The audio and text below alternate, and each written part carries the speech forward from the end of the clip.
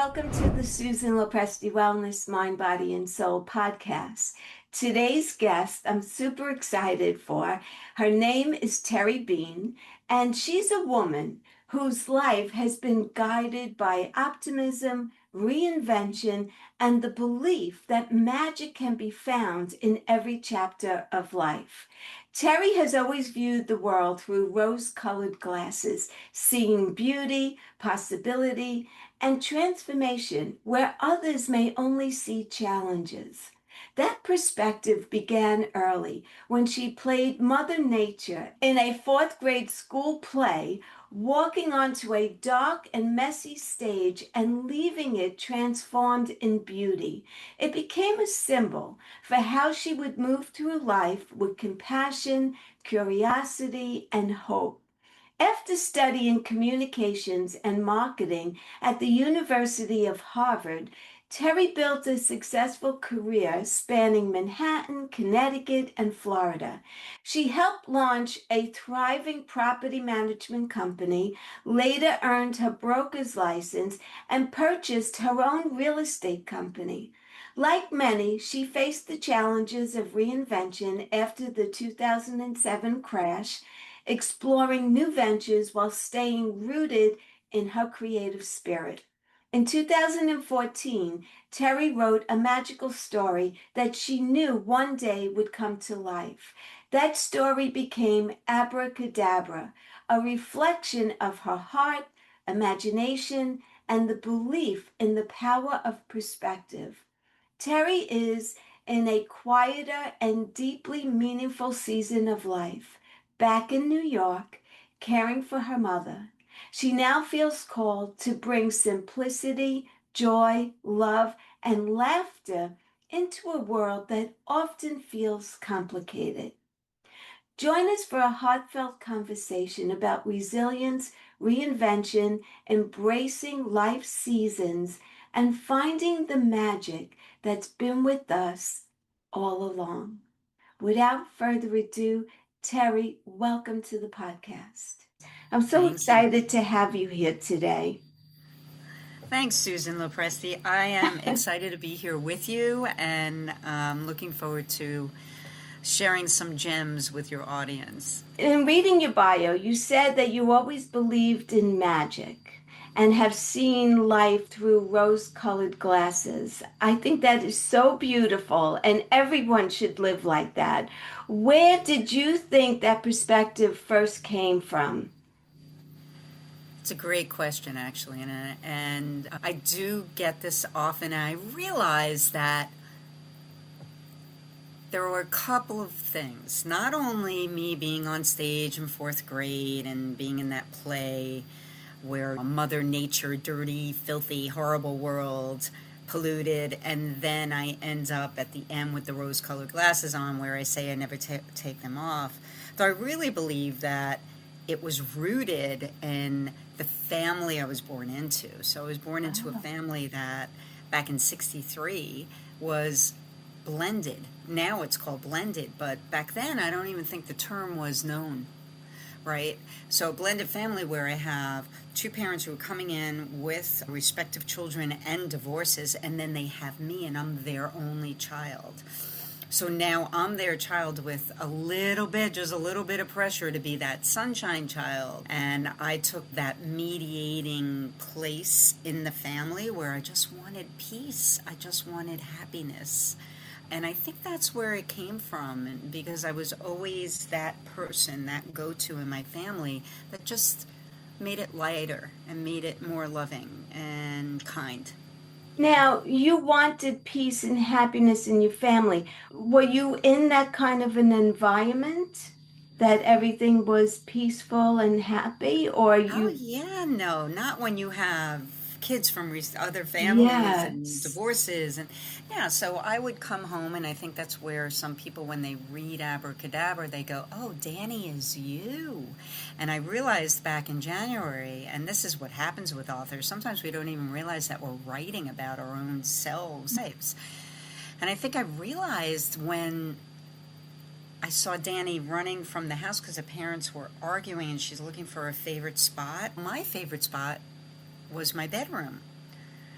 So when I got off the elevator in Queens, New York, I would listen to see if there was any kind of arguing or fighting. And if there was, first I smelled my dad's cigar to see if he was home, because I always was able to know when he was home.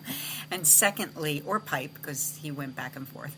And then it was, if they're fighting, all I want to do is sneak in. All I want to do is just sneak in, run into my room, and find my happy place. And that's what I did quite often. But I was a very independent, fairly rebellious kid. I'm also in Queens, I New think York. we're cut from the same cloth, Yeah. actually. Yeah, I'm sure.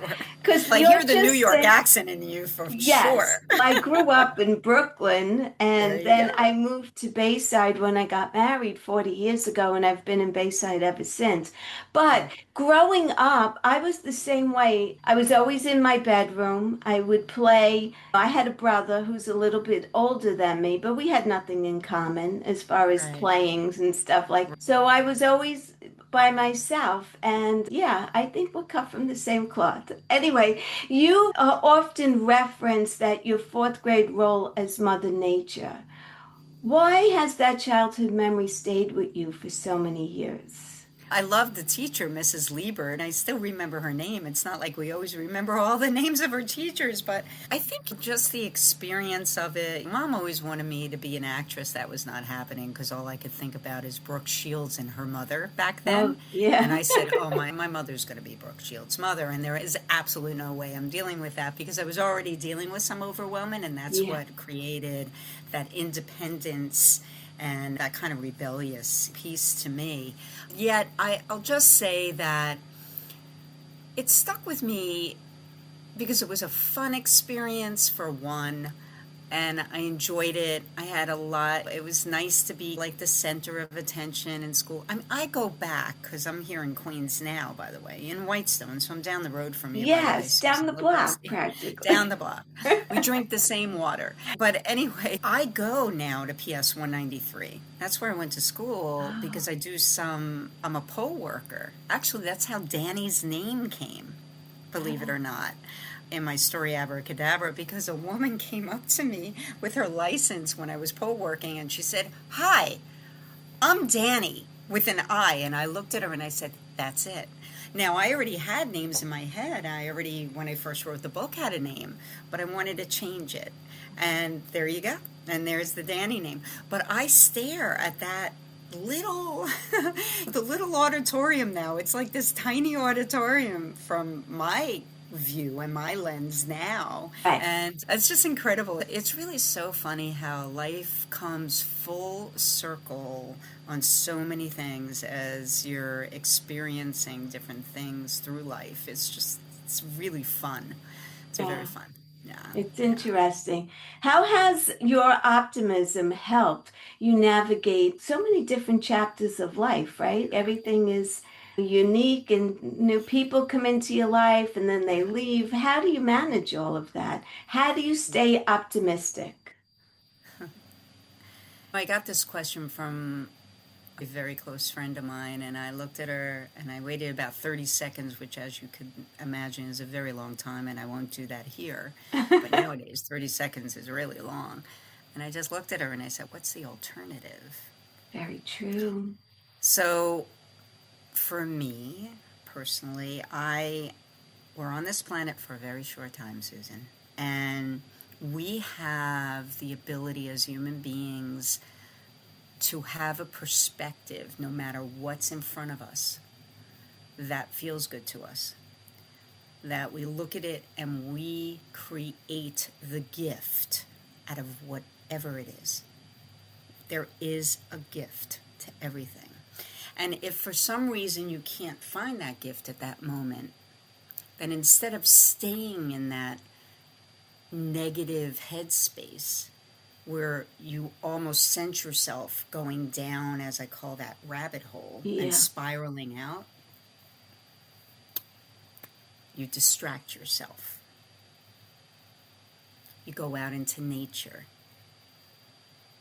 look at a funny joke, whatever you can to shift your vibration and your focus, and then go back to it and refocus. and just look at it with a different set of glasses, right? Where they are a little bit more rosy. And I'm not saying BS yourself. I'm not saying press it down. Don't press things down. We all have emotions. Emotions are extremely important, but understand the emotions that feel better and go there. Understand that the people in your life that you've had falling out with, you probably think they think about you much more often than they do. That's number one. And secondly, take that finger and point it to yourself and say, okay, how can I do differently next time? Or where can I forgive myself first? And when we do that, again, we're looking at a situation uniquely different. I did that with my family. When I was 50, we had a falling out, and we all did, because it takes two, right? Yeah. Or three. This one was three. But we didn't speak to each other for 3 years. I have a mom that I'm now caretaking after not speaking with her 3 years ago, 12 years ago. Wow. So it was 3 years until I was about 53, and now I'm, 62. So I feel like when you take a look at the importance of relationships and the people in your life, then you take the steps that it's not about being right or wrong. It's not about that. It's about love. It's about how are we going to be kinder to each other? How are we going to be there for each other? And that's exactly what I'm looking to do with Abracadabra, yet start young. So when you have children who are 6 to 9, they don't really understand the power that they have the way we do as we get to adulthood, as we're taking the personal development track, which many of us do, and that's typically the arena that I play in. And that's really what this is talking about. So when you share with children the power that they have within them to truly create the lives that they love, and that they have that power to do that, they will step into adulthood happier, they'll be kinder, and they'll be more connected to themselves and others around them. And children are the least empowered demographic, Susan.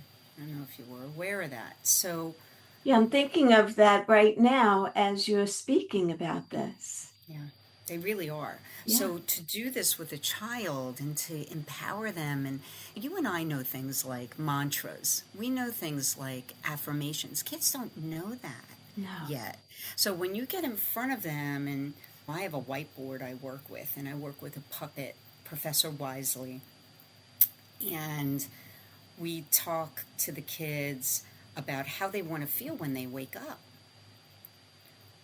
What kind of words or phrases do they want to say to themselves, right, that will make them feel great through the day? And what else can they say? And my personal mantra is everything's always working out for me. And I probably say that, I can't tell you how many times through my day. Wow. So I have stickers that I give out to kids. I have magic wands that I give out to kids. I have an absolute blast with them. And they're learning. So Danny, as she runs and she goes down to the lake, she then sees her image. And that image in the water becomes her sage. And it becomes a reflection that starts talking to Danny about the power within her to create a great life, to stay happy, but it's also okay when she has these feelings, and it may take a little while, yet when she thinks and she focuses in certain ways, things will magically start to happen. And I've experienced that personally in my life, and so many people have in my life that I surround myself with, because we're all on that same trajectory. And yes, we may have a goal, or we may have something we want or desire, but we don't desire it from a place of lack. We don't desire it where we're yearning it. yearning is a very different vibration. And we also don't attach ourselves to that end result. Because if you just have fun in the journey and you play with the universe, you'll be blown away at what comes to you. It's constant. It's just fun stuff. You just play with it. You're not attached. Different people, different circumstances, all these different things start happening in your life to get and yourself to that particular thing that you desire, but sometimes very different than we thought it would be. Right. And the ride is different. Yeah, making that okay, making it about the ride. Yes. Making it a joyous, fun ride, no matter what. I can't tell you how much fun I've been having with Mom. My mother's 92 years old, Susan. She's unbelievable.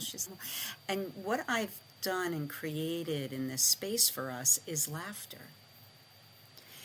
Laughter to me, and that's the way I was when I was a kid. Laughter to me is the antidote to everything. To everything. Everything. Even when things seem serious, there's something you can just go, really? Yeah. In fact, let's talk about that for a second. Who told us when we were growing up that we had to be serious? Oh, you really have to be serious to be taken seriously as an adult. Well, I think it started I went to Catholic school my whole life, and so we had nuns. So I want to say that it started then. Yeah, even more so there probably few. Yeah. But there's nothing to say. All us adults have, in many ways, lost our sense of inner child. And that's the kind of coaching that I use with adults that I do as well. And it's why I can play, because I am very close to my inner child, right? And to get back to that, what happens is there's a lightness that comes up in us, and we have more fun. And that's really what life is supposed to be about, which is to have fun. So Yeah. I'm all about putting the fun back in.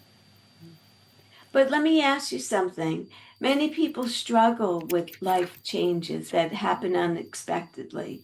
So, how did you handle the shifts that came after the 2007 crash? That was an interesting time. I was stuck in the best state to be stuck in, which was Florida. Oh, yeah. And I was literally coming back up here, and everything stalled out. And magically, I had things happen in terms of where I was going to be, who I was going to stay. Because I was literally moving in December back up here. Not that I wanted to. I didn't want to, because it was winter. Why would I want to come back in winter? If I'm going to come back at all, let me come back in the spring. Then I had a friend who called me, a close friend of mine, and said, "Hey, Terry, I heard you'd rather stick around and blah, blah, blah. I have an offer." And her offer was, "I'm going to New Zealand on January 1st. I need someone to take care of my house and my pets till March." This is before. And I went, wait a minute, can you say that again? And this is the stuff that consistently happens with me. It's magical. Like, okay, magic. I love this. This is unbelievable. So I waited and I stayed. And then, of course, COVID came in March. I decided to hang on there to Florida until I think July of 2020. And then I came back. And then, yeah, it was a juggle, but I have always landed, as I say, like a cat. I have many more than 9 lives.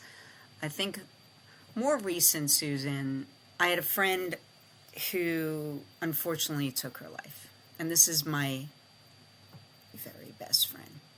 A friend that I looked up to, who was my go-to for fantastic, intelligent, deep conversations, and I will miss her tremendously.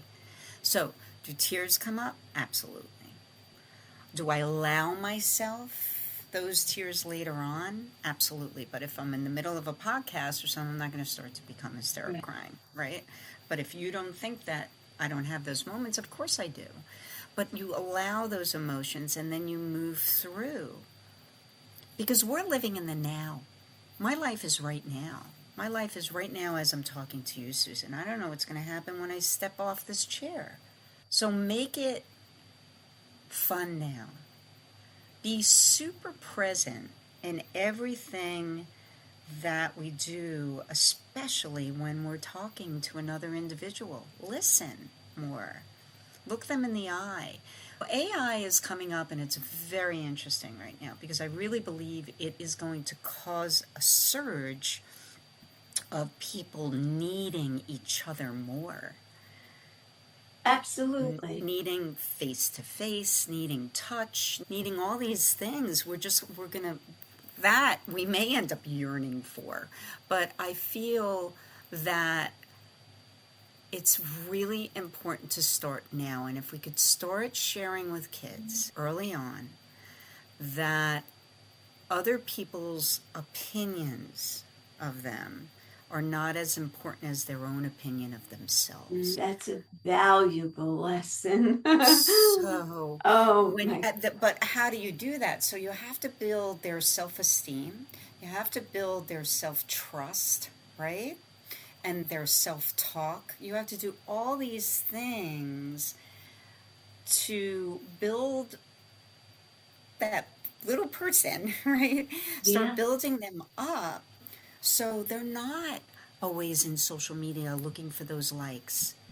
To the outside coach, to anyone outside, to their older brother, sister, they're standing in their strength. Yeah. They're standing in their confidence when they walk into situations, that can possibly be even a conflict. When they start to understand that they have that power to do so and believe in themselves, it's a very different animal. It's a very different adult we'll be bringing up. That's how I feel. And that's why I wrote Abracadabra, because at that time, and it's over 14 years ago, by the way, that I wrote it, but it was like I had more cynicism around me. I wanted to ask you about what was the deeper message behind it, and what were you hoping that your readers would take away from the book? And I didn't read the book, so I don't know. I know. Don't worry, you'll get one. So we'll meet out in Bayside and I'll get your copy. I have one in my car for sure. So it's funny because there's the illustration book, which is just absolutely magnificently, and then I have the coloring book. And the coloring book is fantastic, where I actually do have the blurbs where kids could fill in their words or their phrases. I have a page where they can dream of what they would be, do, or have when they grow up. I'll go back to your question in a second, but I had a 71-year-old man call me 3 months ago and tell me how much of an impact this book is making in his life, because he's now dealing with rheumatoid arthritis, and they're getting into the mindset piece of how he can also self-care, right? Yeah. And he said, my book has come at the most opportune time for him and his granddaughter. So how beautiful. It's just amazing how it is spanning generations. I think when I wrote it, as I was saying, I had a big vision of some of the people that were in my life then who were a little bit more cynical, that they would start to take responsibility and accountability for their own happiness and understand that they do have that power to do that, right? And that it's a lot about what they're putting out. Yeah. So I think that is a lesson in the book, a lesson of how you want to think about different situations, how you want to step into a decision that you need to make, right? To stop for a moment and take a breath and actually then make the decision based on how you're feeling that situation's outcome. What can happen? What are the consequences? What's the domino effect? Right? There's a domino effect. So when we're living in such a fast-paced speed society that many people, I don't think, stop and just take a breath before they're just going. They're just making the decision, and there's no big picture thing. Wait, slow down a bit. What's the big picture here? Let's see, and are you guiding yourself from what I call the wizard inside of you? Because we all have them. But for kids to understand their wizard sooner, it could be a beautiful world. Now, Susan, you and I may not be here for when that happens, but my vision is that the kids who read my book may grow up when they're 30, 35, having their own kids, or just they left all their stuff in their parents' house, attic or basement, and looked around and said, Mom, Dad, you remember that book, Abracadabra? Where is that book? Yeah. So I wanted to mention, because you were talking about children before and the way they're growing up today. And I have a friend of mine that I know her my whole life. So it's been a while, since first grade. And so she has a grandchild, and her daughter Nice. goes to work, and my friend watches her grandchild 5 days a week. And she was telling me that every morning when she gets her in the morning, the first thing they do is they say prayers together. That's And she awesome. says that, and they go through the whole family. Thank you, God, for mommy, poppy, grandma. Wow, And that's great. they go through the whole thing. And then they do the whole ritual of gratitude There it all day is. long. It's huge. And I thought, my God, if everyone did that with their children, the It's world would huge. be such a better place. Because Yeah. I don't know, I think that kids growing up are lost today. Oh, They're yeah. stuck in their phones, and it's just a whole different way of living. It's a very different world. And listen, when I was growing up, I was bullied terribly. Oh, wow. So other people's opinions counted, yet because of the bullying, I think I became much stronger in myself because I had to. I had no choice. It was that or completely recoiling, which, yeah, no, that's not my personality, but I totally get that gratitude. One thing I talk to kids about, I said, when you wake up in the morning, and this is from Wayne Dyer, by the way. I Wayne love Dyer said, him. when you wake, I do too. He's the grandfather of it all. When you wake up in the morning, just when you plant your feet, say thank you. Wow. Thank you. And I have all the kids doing it. Thank you. So I never know what they're going to take away Yeah. from when I do one of my readings, but the last time I had such a special story where this little girl, right here in Mineola, this little girl had read my book because I had given it to her mother, but now she was going to a reading with her little sister. And in the beginning, I had just met her, so I said, so how do you like school? And she said, oh no, I don't like going to school. And her dad chimed in and said, yeah, there's a little girl who's got a stronger personality than her. And I'm like, oh, so she's bullied. That's what I would say, right? Yes. But he didn't, which is very interesting onto itself. Yet he said, no, she just has a stronger personality. I said, okay. So then after we read the book and such, I then have the kids who can jot down on the board what they want their phrase or their word to be, and she writes on the board, I am happy to go to school today. Oh, Now, when that happens, Susan, I have to say to you, I got the chills, and this happens often, and I said, okay, Tara, this book is going to make a huge difference in kids' lives.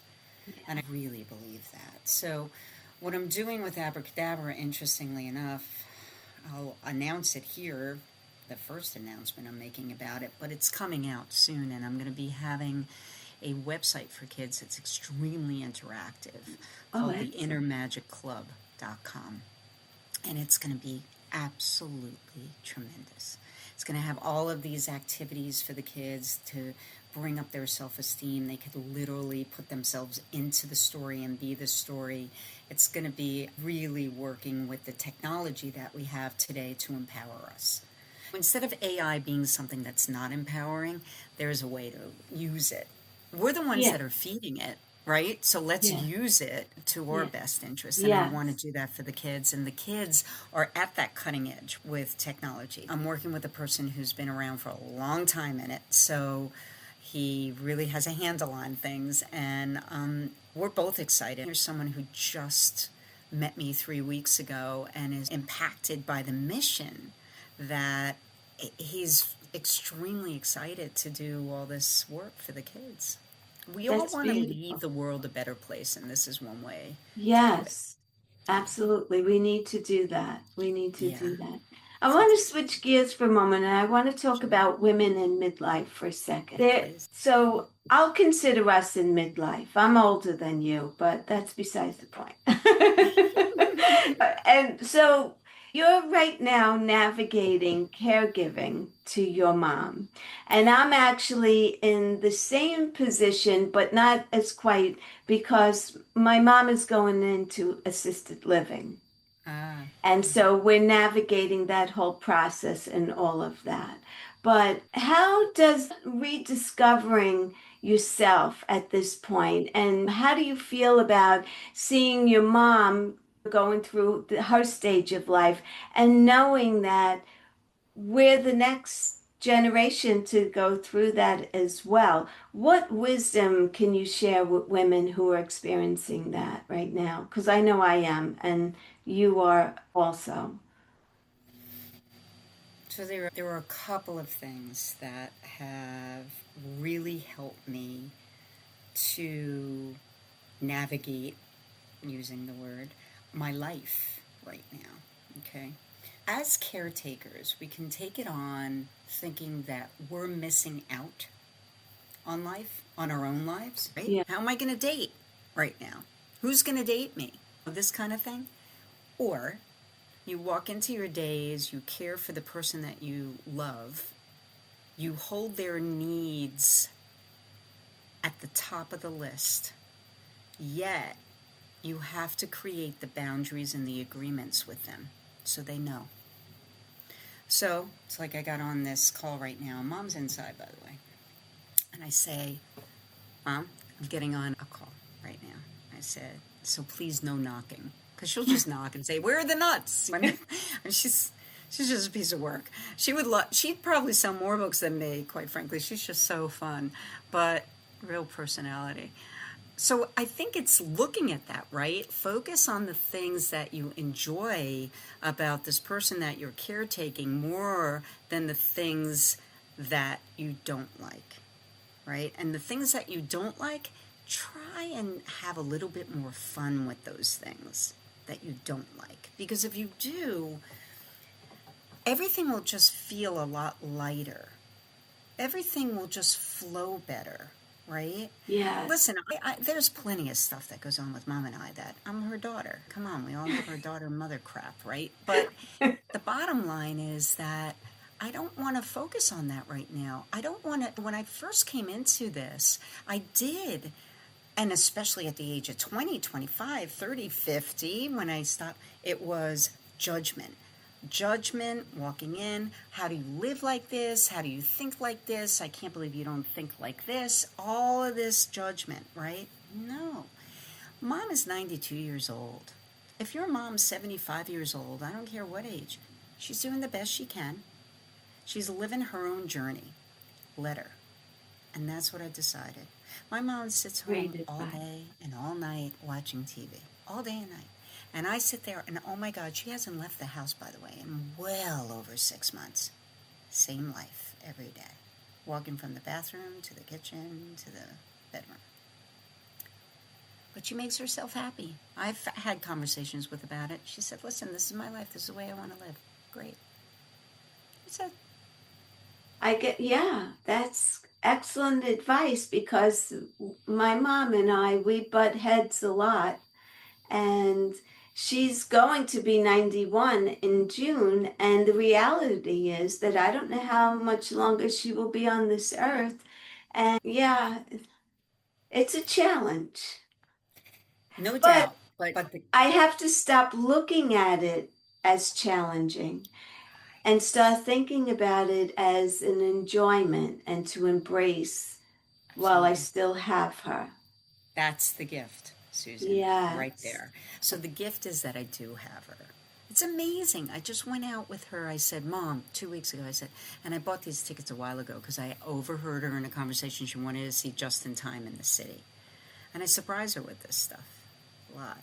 And I said, she grew up in Manhattan, so she used to go to Broadway all the time. And she turns around and I said, Mom, I said, it's Mom's Day, early Mom's Day. I said, you have to get dressed. This is a couple of days before I told her.